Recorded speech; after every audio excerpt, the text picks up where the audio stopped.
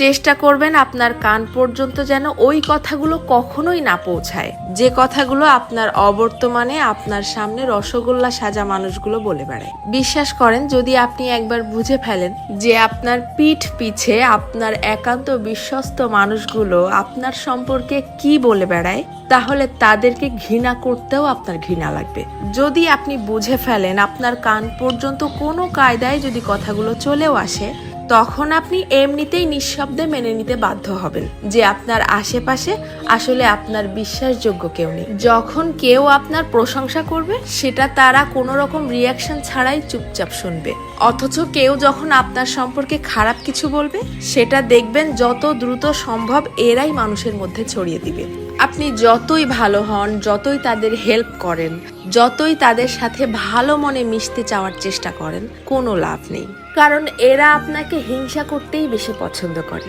আপনার সামনে দেখাবে যে আপনাকে ভালোবাসে, অথচ আপনার পিঠ পিছে আপনাকে প্রচন্ড লেভেলের হিংসা করে। দীর্ঘদিন ধরে সবকিছু জেনেও চুপচাপ সহ্য করতে করতে যখন আপনি তাদের মতের অমিল হয় এইরকম সামান্য দু একটা কথা বলে বসবেন, তখনই বুঝতে পারবেন তাদের আসল রূপ।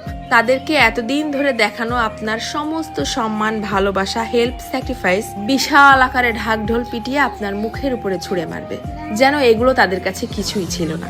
আমার কথাগুলো বিশ্বাস হচ্ছে না? আপনি আপনার জীবনে এই ব্যাপারটা একবার অ্যাপ্লাই করে দেখতে পারেন।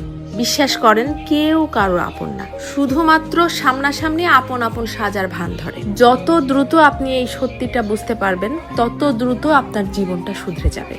কারণ কেবলমাত্র তখনই আপনি সেই আপন সাজা মানুষগুলোর সামনে নিজেকে প্রেজেন্ট করা বন্ধ করে দিবেন। কারো কাছ থেকে কোনো এক্সপেকটেশনও রাখবেন না।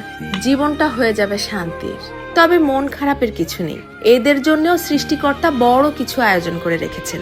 যারা অন্যের সফলতা, অন্যের জীবনযাপন দেখে হা হুতাশ করে, হিংসা করে, এদেরকে সৃষ্টিকর্তা শুধুমাত্র হিংসা করার জন্যই পৃথিবীতে ফেলে রাখেন। তাদের নিজের জীবনের কোনো উন্নতি ঘটান না।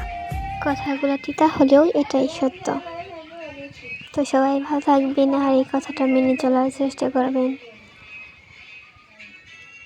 আল্লাহ হাফিজ।